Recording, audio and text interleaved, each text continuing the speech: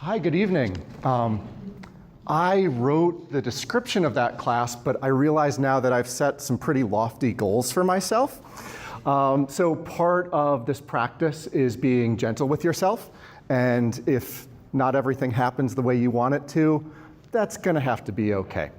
Yeah, my name's Mark Balser, and this seminar is called Mindfulness is for You. The reason it's called Mindfulness is for You is that over the past several years as I've been teaching, many people have come up to me and said, you know, I really want my son to start doing this. Like he's really stressed out, or my husband, or mom, or something like that. And the reality is that mindfulness starts with us. So if we want someone else to practice mindfulness, the best way to get them to do that is to practice it yourself. So that's kind of my invitation to you today. I hope you didn't come expecting somebody to talk at you for an hour, because the most important thing is for us to practice this. So we'll have our eyes closed for some of the time. We'll practice mindfulness and meditation together. And I only ask for your curiosity and your intention to practice together. So don't believe a word I say. So we've got a disclaimer from mainline newcomers, but really, it's not about the evidence that I show you up on the board. It's about trying it out for yourself and seeing what comes up for you. Everybody has a different response to mindfulness, and everybody has a different way of approaching it. So some people might sit with their eyes closed in a dark room. Other people might hit the river and row, or play an instrument. Anything that we do where we have a singular focus is really mindfulness, because we spend so much of our day multitasking, doing 7 things at once, texting while, well, maybe we're driving, or listening to music while we're eating or cooking. And when we bring our focus down to one thing, it can have some really powerful effects. So just a little bit about my own experience. I am a type A personality, and for 38 years of my life, I basically reacted to anything that happened as if the world was about to end if I didn't fix it. Does anybody have that personality? Okay, thank goodness. There's 1 or 2 people, or 20. Once I started practicing mindfulness, it's actually a way to train your brain to refocus on what's in front of you, what's with you right now.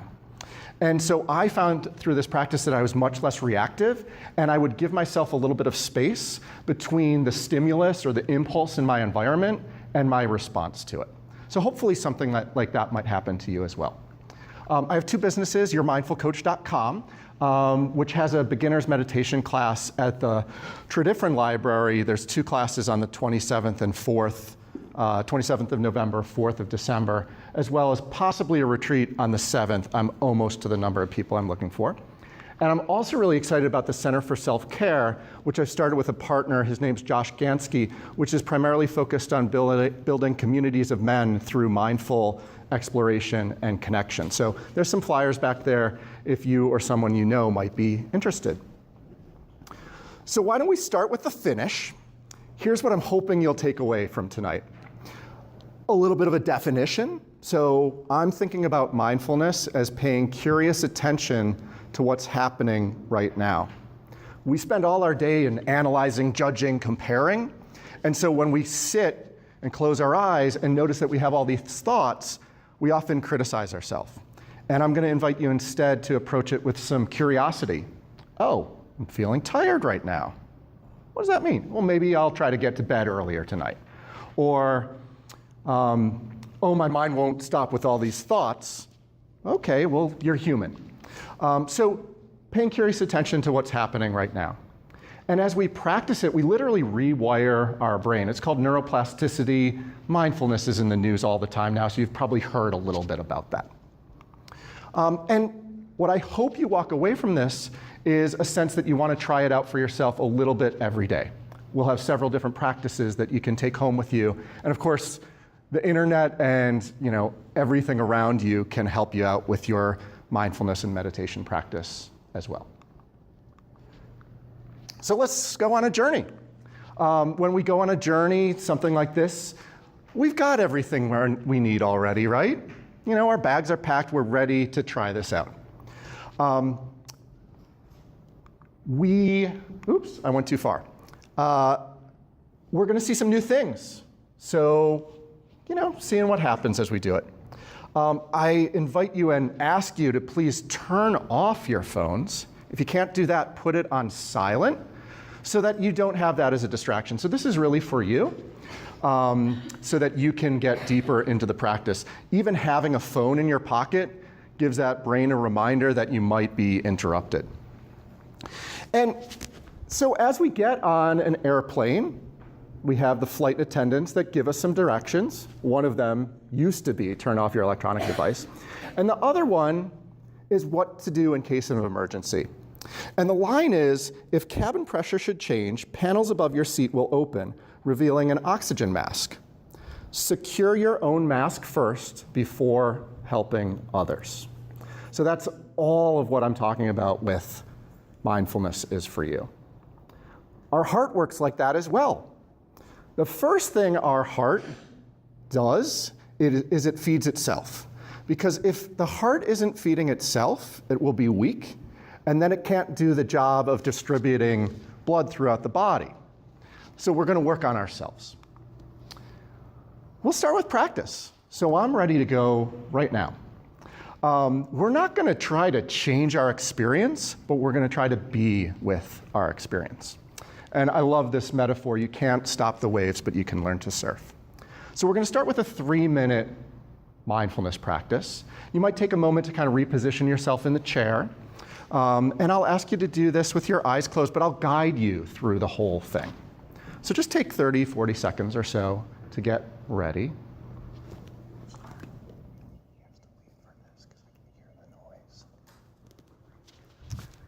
So, as you close your eyes and settle into a comfortable posture with your back upright but relaxed, I'll invite you to feel the sensation in your feet where they contact the floor, the feeling of your back and bottom against the chair, and using this time to arrive in the present moment. Our bodies are here, but our minds might be in the past, thinking about what we did today, or in the future, anticipating what might be to come. And we have these wonderful tools of mindfulness at our disposal: our senses, our body, and our breath. So we'll take 1 minute with each of these. So for a minute or so, allow your ears to take in any sounds in your environment.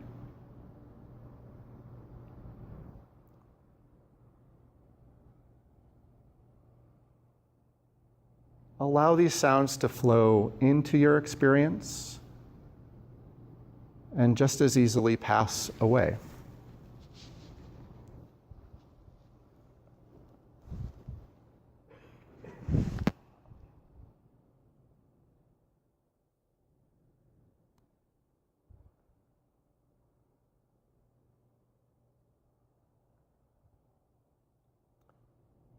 You might notice a thought or a feeling associated with the sound, and that's okay.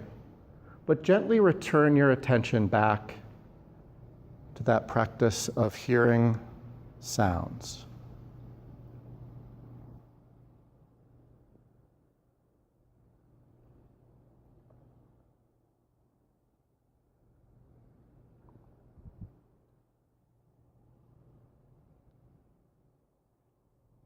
And letting that practice go, and now bringing your attention to your body. Gently scan through your body, noticing any sensations of tingling or tightness, softness or pressure, and just notice them.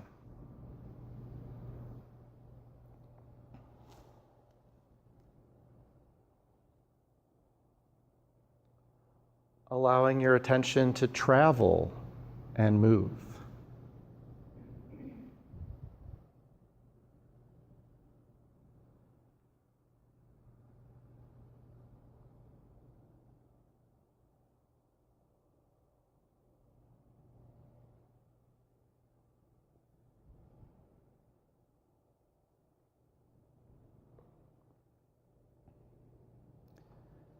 And now bringing your attention to the area of your chest, your abdomen,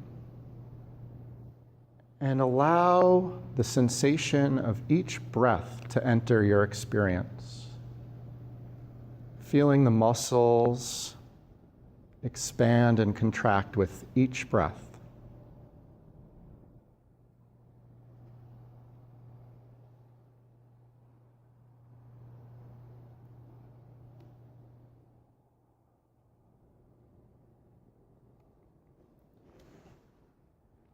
There's no need to change your breath or make it a certain way. Just observe the gentle flow of air entering and exiting your body.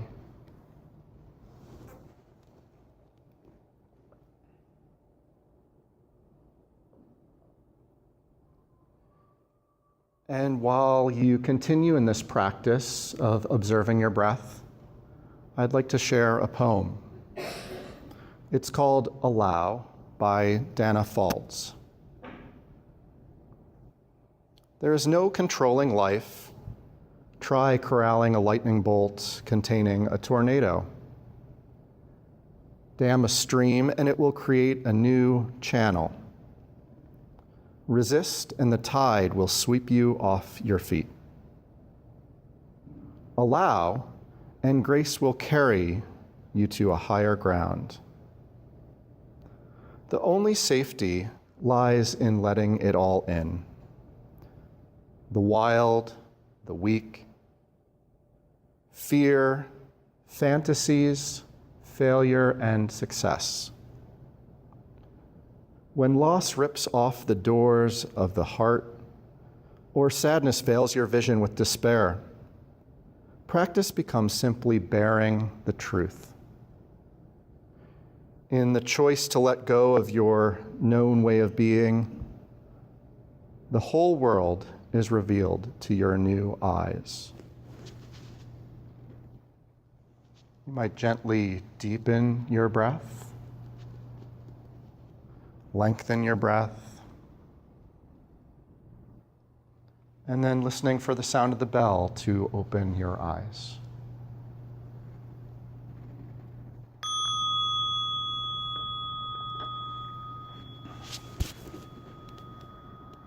Would anybody like to share one or two things that came up for them? Please. My heart rate felt like it slowed down. Your heart rate slowed down. Wow, you are like 3 slides ahead. Thank you so much. Please. I found it very hard to focus. Yes. My mind was just saying, come back, lots of things. Yeah, very hard to focus. Yeah. And so the practice actually, for me, isn't to focus, but it's to come back. So the good news is you got to have a lot of practice there, right? You got lost, you came back, you got lost, you came back, over and over. Did anybody have no thoughts? Oh boy, we got to work with you. One of my teachers, Jack Cornfield, talks about how this is like training a puppy. Sit, the puppy's sitting there, and then it runs off. So you get the puppy, you gently bring it back, sit. It wanders, and then over time that focus arrives. So don't be too hard on yourself. So here's what I've got planned for tonight. We'll end at 7:59 and 59 seconds. And I'll stick around, so I'm happy to answer any questions that you have for me.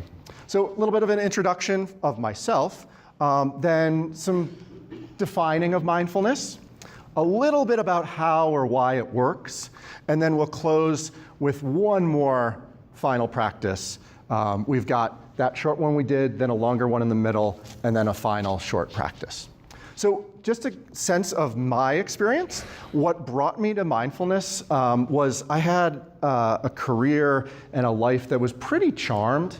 For the most part, if I set my mind to something and just worked harder and harder and harder and harder, eventually I could pretty much get an approximation of what I wanted. And 7 years ago, I lost my dad. And I literally tried to bring him back, 6 months later, a month later, and that didn't work at all. So I finally found something that I couldn't fix. And what ended up happening was I stopped sleeping. And then other stuff went down, work wasn't going great, and my wife had to have gallbladder surgeries in the hospital for 5 days. Kids were doing poorly in school. You can probably relate that we've got a lot going on, right? And I'm not sleeping. I'm falling asleep at 11:30 at night, and then at 1 in the morning I was up, and I was up for the night. And what did I do? Well, I'm lying there, and you can imagine, I'm like, oh my gosh, I'm awake. And tomorrow I'm gonna be tired. And if I'm tired, I'm gonna make bad decisions. And if I make bad decisions, the company's gonna lose money, which means our clients are gonna fire us. You know where I'm heading with this, right? Clients are gonna fire us, I'll lose my job, everybody will hate me, my wife will leave me, my kids will leave me, I'm living in a cardboard box on the street. That's where my mind was going, because I had an awful lot of time to think about this. And with the practice of mindfulness, I just got to what was happening right now. So instead of having that rumination of this and then this and then this and then this, I started lying in bed and still not sleeping, but lying in bed and saying to myself, what's happening? Well, I'm awake. What else is happening? I'm awake. I'm awake. I'm awake. I got to what was actually happening as opposed to worrying about what might happen. You have a question there? Or? How were you introduced to mindfulness? Thank you. You set me up.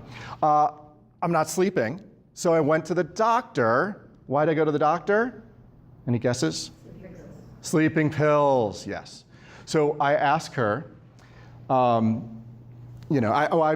tell her and I wait for her to say, well, why don't I give you some sleeping pills? And she said, have you ever tried medication? And I'm like, that's why I'm here. Isn't this great? Give me drugs. And she said, no. Have you ever tried meditation? And so she gave me the pills, I admit, but I started practicing meditation at Mainline Unitarian Church, where Moshe and I met. They have 2 Sunday groups that are totally secular, but an opportunity to practice together. I certainly did it the hard way because I also used a book from a teacher that we're going to see in a minute named John Kabat-Zinn, and I did this program called Mindfulness-Based Stress Reduction, which is fantastic but also very expensive. I did it by myself at home. It was torture. So I'm encouraging you to look for the easy way to do this. Look for the way to do this a couple of minutes a day, and as you see some benefits from it, then move into a more serious practice. So here's the first rule of mindfulness. No PowerPoint presentations. That's not really the first rule of mindfulness. Thank goodness. I had a career in business and I was all about the PowerPoint presentation. It makes me feel comfortable. It makes me feel empowered to share with you today. So what the real first rule of mindfulness is to be flexible. If it's not working for you, you're following your breath and it's shallow or it's rough or jagged, maybe today's not the day to follow your breath. Maybe today's the day to use that anchor of sounds, or maybe you want to repeat a mantra, peace, peace. So there's a lot of different tools at your disposal. So life, it's a recipe for stress. And I apologize if you can't really see the screens here, but here we have 2 fish. It's not my fault that you didn't put more stones aside for retirement. Anybody got that complaint? So our life is full of changes, uncertainty, busyness, money issues, pain as our bodies change, baggage from our past, and responsibilities. So all those things generate thoughts, and if we want to get rid of our thoughts or clear our mind, it's never going to work. All these things are always floating around. It's our challenge. If you can sit quietly after difficult news, if in financial downturns you remain perfectly calm, how many people so far 0. Okay, I thought.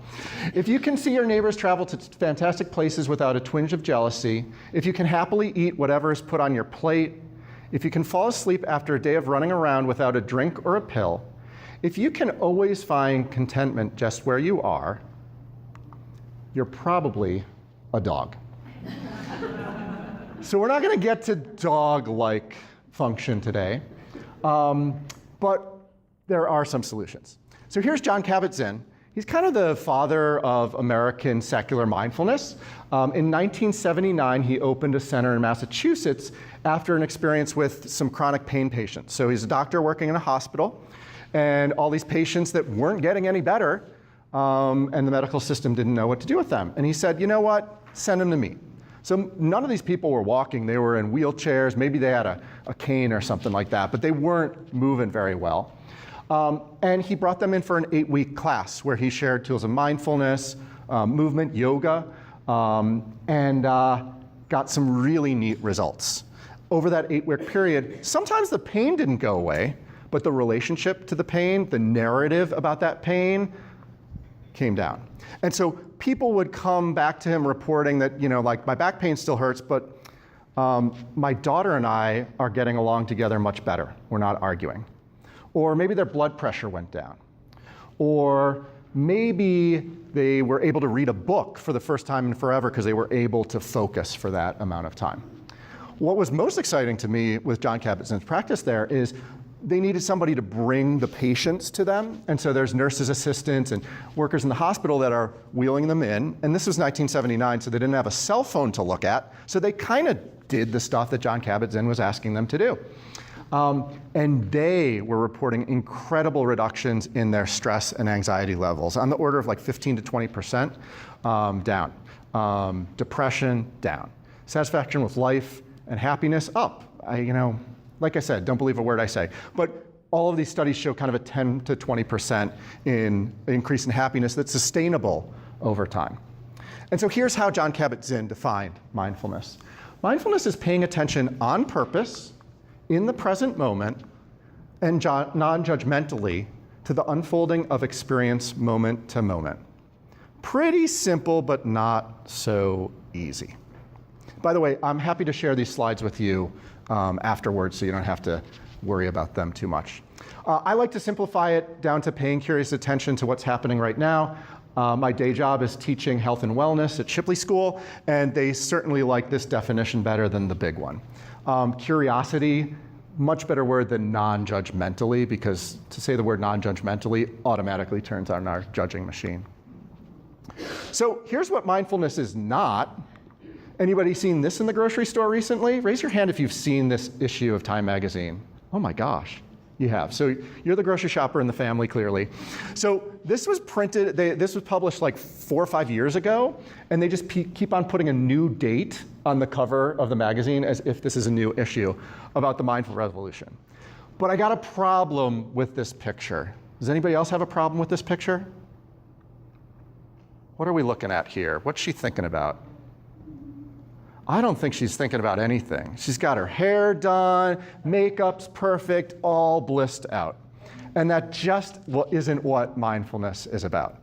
Maybe that's what relaxation is about, and relaxation can be a wonderful side effect of this practice. This is a little bit more what mindfulness looks like. We still have all these thoughts in our head, but maybe they're coming at us one at a time. We have 50,000 thoughts a day. That's one every 1 to 2 seconds. So we need a system of how to respond to those thoughts more than we need a system to eliminate them, because we're never going to eliminate them. So mindfulness isn't clearing your mind or eliminating negative thoughts. It's not about making things a certain way. It's not about happiness. Again, can be a side effect of this practice. Not easy, but it is simple. I mean, I'm asking you to pay attention to your breathing. How hard could that be? But of course, most of us had a thought about 1/2 breath into the practice. And that's okay. We're just going to return. And it's not necessarily meditation, but it can be. Meditation's a great way to practice. You can bring yourself into a room that's quiet, that there's some stillness, and practice this. But the real reason we're doing it is so that we're better in the world. So if somebody comes and goes, or there's a loud bang in the hallway, No big deal. Not our job right now. We're going to bring our attention back to our breath or our body or our senses. So there's mindfulness and there's mindfulness practice, much like there's happiness. We say people are happy. We say people are mindful. And we're describing kind of a trait when it's not really a trait. Mindfulness is more of a state. We create the conditions to access this mindfulness, but I mean, you should have seen me 45 minutes before this presentation. I was running around. I dropped my bell across Lancaster Avenue. It was bouncing, bouncing, bouncing. I was freaking out. But now I'm present 50% of the time instead of 30% of the time, and the people around me really appreciate that. And so that's about finding our way to now. We might have a different set point, kind of a genetic set point, but we can all become more mindful in our practice. So mindfulness practice is what we're doing tonight, and we're literally changing our brain. We're rewiring the connections in our brain that bring us more attention. And the awesome thing is it uses the material of our life. So there are some practices where you stare at a candle, or you need certain props to do the practice. With mindfulness, you got all the tools you need right now. Remember that bag we packed as we got on the airplane? If you're breathing, you can practice mindfulness. You can be in a meeting. I often practice mindfulness when I'm talking to somebody that I don't really get along with, and I'm paying attention to my breath so that I don't feel like yelling at them. What's the alternative? I want to get back into practice, but I'll rush through this. That this is our biology. We're supposed to have all these thoughts. We're supposed to be reactive. Because 20,000 years ago, we're walking along the plane and all of a sudden we see this. We need to run like hell. We have to make sure that we have some kind of system that sees an impulse and reacts right away so that we're not lunch. We call it fight, flight, or freeze. And it's really a nice adaptation when we have physical threats. But most of our threats aren't physical anymore. They're emotional and psychological, but we've got the same system to respond to threats as if they're life-threatening. With mindfulness, and there's somebody going off to college, I don't know if you've had that experience, but that can kind of turn on our fight or flight system. We're creating a space between that stimulus and that response. So we're almost reprogramming ourselves to not be as reactive in the situations that don't need them. I have a little trouble with my son when I want him to do the dishes. And I find if I don't snap at him to do the dishes and just wait for him to do it, he does it much more quickly. If I'm on his case, he finds any opportunity he can to avoid doing the dishes. So this space has worked for me. So here's our physical response that we have to these stimuluses, these fight or flights. I'm about to speak to you. My armpits sweat, my heartbeat moves faster, my breathing gets heavy, I feel a tingling in my stomach, my hands get fuzzy too. That's our fight or flight response. You know what that's about? What's happening? Why is this happening to us? Well, the blood in our brain, the blood in our stomach that supports digestion, 50% of our blood is between here and here, evacuates that area and heads to our legs and our butt so we can run and we can jump. Well, if we're about to give a speech, we don't really need to run and jump so much. So that's not a great adaptive response. And it's supposed to be a short-term and acute stress that drives this. So when we're getting chased by that tiger, it doesn't matter if we digest well. It doesn't matter if we get a cold, because if we're eaten, that's worse. So our immune system turns off when we're in that fight or flight response. And so you can imagine where I'm going with this, that we spend so much of our time in this kind of state of chronic stress that our stomach's turned off, our immune system's turns off, so we're more likely to have digestion issues and colds and so on. And so with this practice, we're gonna try to bring ourselves back into a rest and digest state and out of a flight or fight phase. And so we've got all these things. Our heart is beating faster, our sweating increases. There's really only one thing here that we can control. Any guesses? What? Breath. The only thing we can control is our breath. So it serves as a wonderful anchor to bring us back to that state of rest where we're connected. Our mind and body are working together. And we've got all the capabilities of our prefrontal cortex, our thinking brain, our moral brain. So why don't we jump back into practice? I'm going to offer a body scan for you now, and you've probably done something like this before. There's an element of focus to this, and it can also be helpful for falling asleep, but that's more on the relaxation side than the focus side. What I'm going to ask you to do is, as I bring a body part up in my guided practice, try to feel into that part of your body. Notice what comes up for you. So it might not be a bodily sensation. It might be, oh, that ankle, it's caused me problems forever. And that's okay. Just observe that. And as you're feeling into your body, you'll probably get distracted. Hopefully you'll get distracted. That's your fight or flight system sensing threats. And your only job here is to return your attention back to the part of your body that we're working on. Does that sound cool? We'll practice for 12 minutes or something like that, and I'll guide you through the whole thing. So as you're ready, you can assume a comfortable posture. Think of a posture of dignity that's a balance between stability and flexibility, a balance between softness and firmness, and a balance that supports focus but also relaxation. And you can let your eyes gently close or cast your gaze downward if you'd like, and take care of yourself through this practice.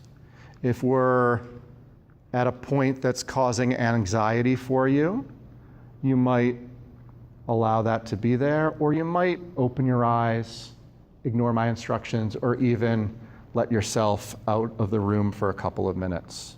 Make sure you're taking care of yourself.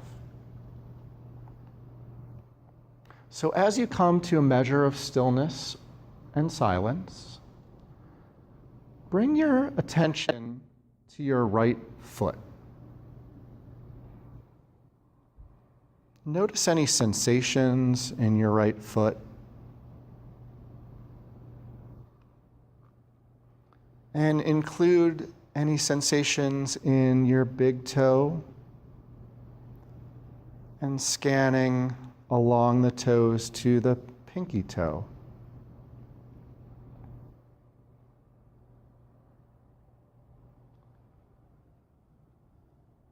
Let your awareness include the bottom of your foot, the top of your foot, and your right ankle.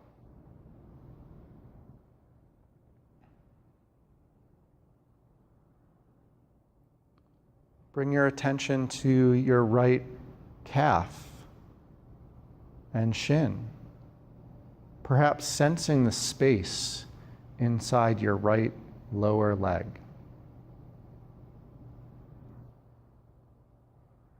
And just allowing for whatever comes up.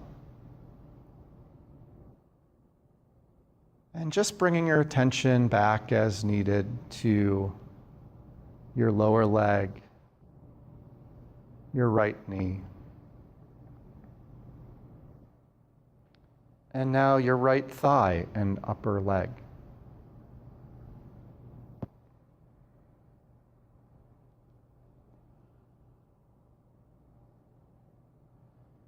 It's okay to notice any judgments or thoughts. Allow it to be part of your experience, and then bring yourself back to your body.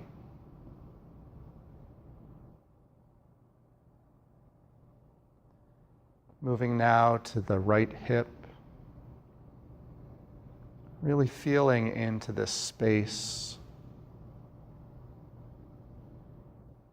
sensing any warmth or tingling or tightness.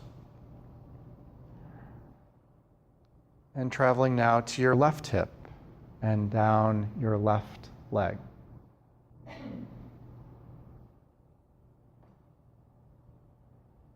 Including your left thigh and left knee in your awareness. Not trying to change anything or make it a certain way. Just giving yourself this time of awareness.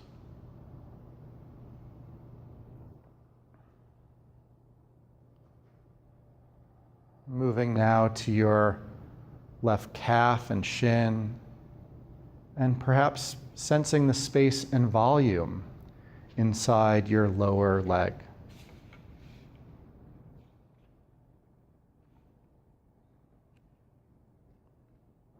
Moving to your ankle and your left foot.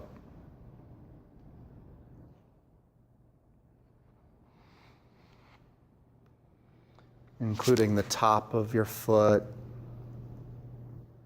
the heel and arch and ball of your foot. And each of your toes.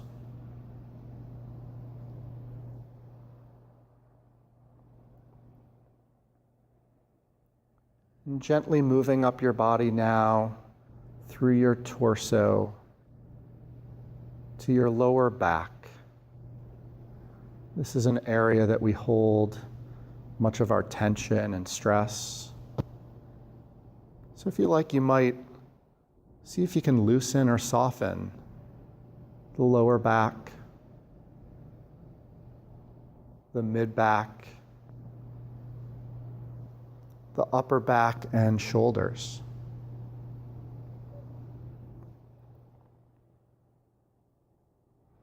Allow the shoulders to drop and relax.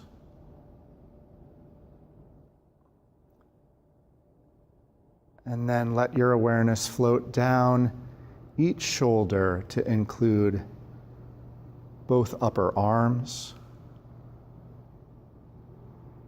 and elbows.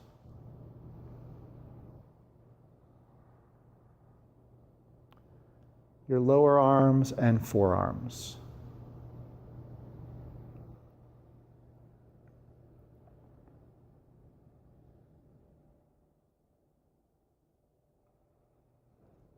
Bringing awareness to your palms, the back of your hands, and perhaps sensing the feeling in your fingers, sensing what it feels like for your hands, your fingers to contact each other, or your clothing, or the table. Notice how that feels.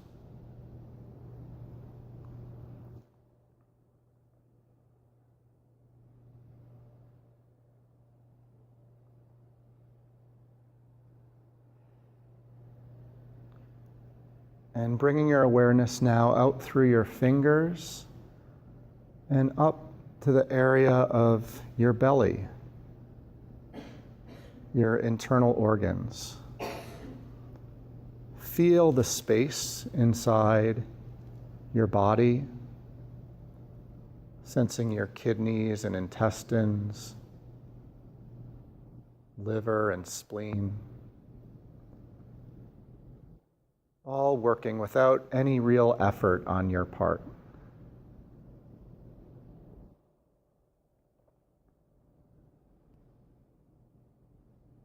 And continuing up now through your chest and into the area of your rib cage.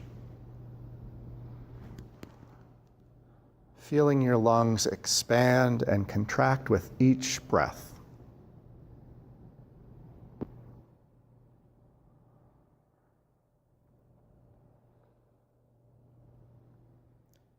And should you find yourself lost in thought or distracted, just guide your attention back to this sensation of breathing.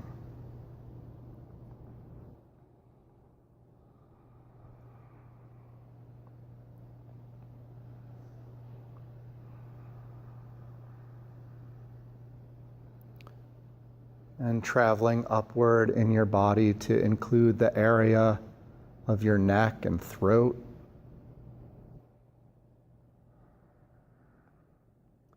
And jaw. Loosening your jaw and allowing it to drop gently. Perhaps softening the muscles of your cheeks, your lips, allowing your tongue to rest gently in the back of your mouth.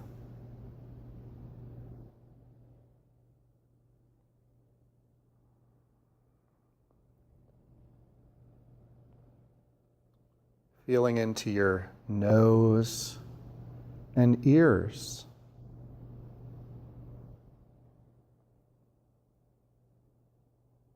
And eyes.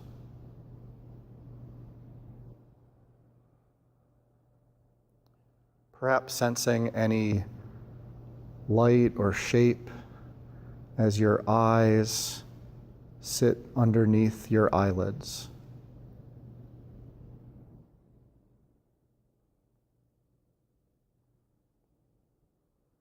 Relaxing your brow, your forehead.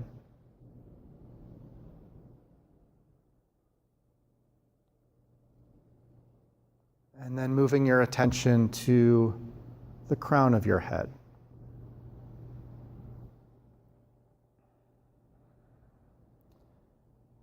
Expanding your awareness to include the whole of your body. Perhaps offering some care and attention to any area that might need your attention now.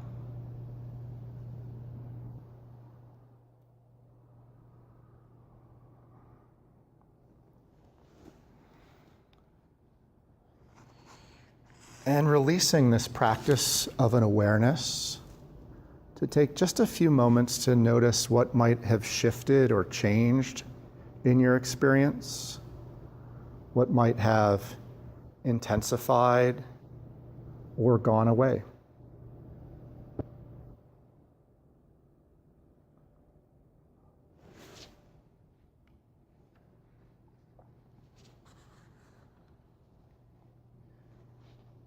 And give yourself some appreciation for taking this time of self-care, of attention, and know that it will come with you as you continue with your day and week. And may the benefits of this practice extend beyond ourselves to those close to us and to all beings.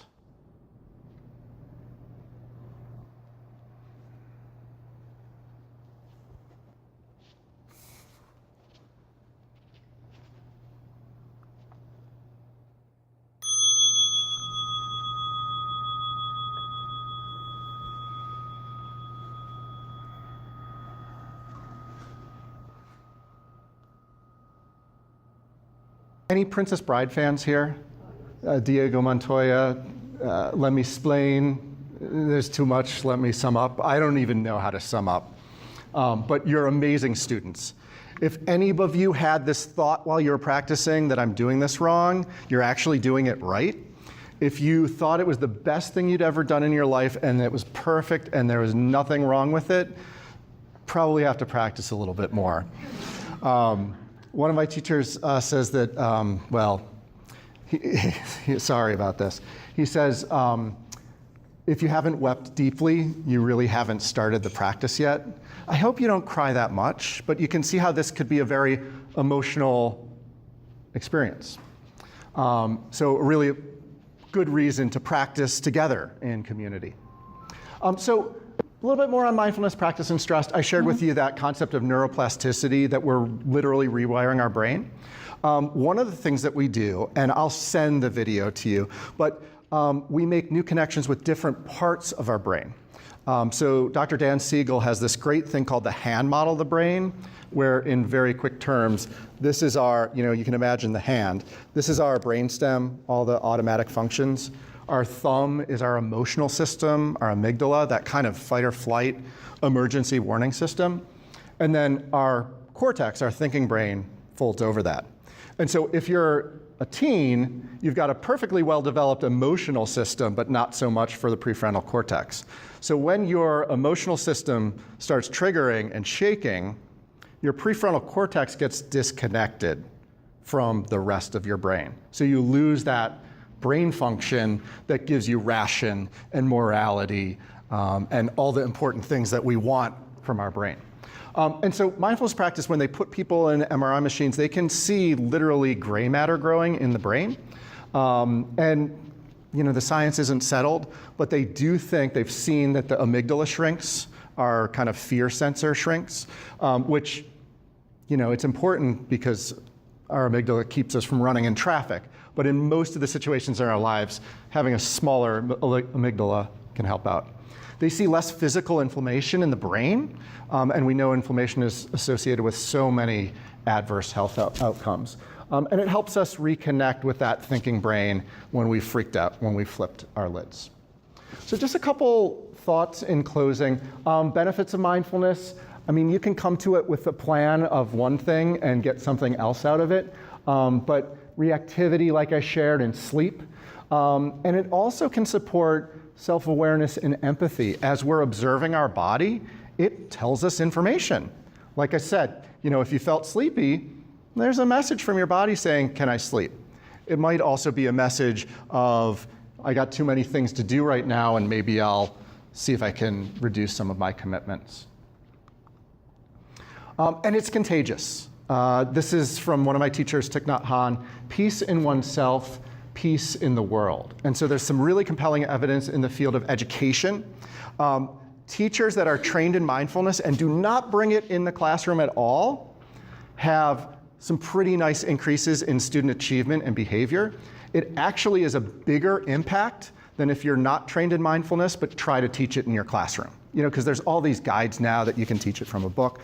If you have your own mindfulness practice, it's more of an impact on those students. There's a neat study that they did in Germany with psychotherapists where they trained them in mindfulness techniques. They didn't in any way bring that into their therapy practice. And it was like 400 therapists, half control, half not. And depression and anxiety went down 30% among the patients of the group that had been practicing mindfulness. But like I said, don't believe a word I say. Try it out for yourself and see if you get that same effect as well. So a couple quick tips for building a mindfulness practice before we say goodbye. Practice, practice, practice. Don't practice for a really long time. Practice for 5 minutes. Or if you're really feeling crazy, 10 minutes or 15 minutes. It's about that consistency of practice that really gives you the impact. So you might want to do it on some kind of routine, the same time every day. I like to practice about 6 o'clock, because that's when no one in my house is making noise. You might be the type of person where you have your energy later in the day, and maybe you want to practice at night. Keep it short. Try out local classes. So I offer some programs. My friend Gloria there, The Imperfect Journey, she's in media, she's fantastic. And there can also be free resources. Like I said, Mainline Unitarian Church on Sunday mornings has some really neat groups. Read a little, but practice more. Reading about mindfulness and meditation is like scratching an itchy foot through your shoe. The real way to do it is take off the shoe and itch it, AKA practicing. And experiment. So there's all different kinds of tools. Those are my 2 organizations. Gloria Shepherd does it as well. So I do have one small parting gift for you, because how do we remember to do this? Well, our phones are awesome. There's great apps. Simple Habit is amazing. Calm is amazing. So your phone will tell you it's time to meditate. But you can also just do simple 1-second practices. Every time you get into your car, close your eyes, stop for a moment, take a breath, just hang out there, and then shift the car into drive or something like that. Or you can put this on your phone, and every time the phone rings, take a breath, because you got plenty of time for that ring to come. Some people like to do it a coffee meditation. So in the time it takes to brew your coffee, you just sit quietly. There's really a million different ways you can approach it. So that's pretty much it. Hopefully you know that definition, paying curious attention. It can be practiced and generates benefits. And there's all different kinds of practices that you can do. I'm going to close with one. And then I apologize for not taking questions as we went, but I'm going to stick around here. I'm happy to answer any questions for you. And this closing practice is called a self-compassion break, because I'm the kind of person that as I get more compassionate with others, I start beating myself up because I've got this habit of criticizing in some way or another. So if I'm not criticizing you, I'm criticizing myself. And this practice it's failing practice. Over and over, we're getting distracted, we're coming back. So we need a little bit of self-compassion. I have some cards with these phrases on here for you. But just take this last minute or so to close your eyes. And you might think of an event or circumstance that happened recently, probably not the most troublesome event, but just a situation where you found yourself criticizing yourself, thinking that perhaps no one has ever made this mistake, can't get anything right. And in these kinds of situations, I'd ask you to share 4 simple aspirations, 4 simple statements with yourself. So you might imagine yourself in this situation as it's happening, and you might imagine yourself giving the following advice. This is a moment of suffering. This is a moment of suffering.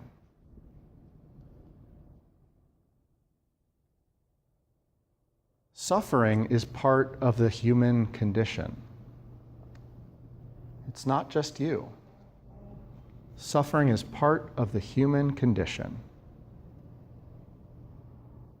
May I be kind to myself in this moment. May I give myself the compassion I need. And you can open your eyes. I find a practice like this can be really helpful, not necessarily in stopping this self-criticism, self-judgment, but in giving my mind a job so that it stops criticizing myself or slows down. So I think that's all I have for you tonight. I appreciate your kind attention. That was a lot all in 45 minutes, 55 minutes. Everybody who signed in at the front there, I'll send you an email with some resources tonight. There's a box to check if you want to be on our email list, but unless you check that box or email me back, I'm not going to put you on my email list. So you'll get one email unless you want to be on the email list. Sound good? Thank you so much, and stick around if you have any questions.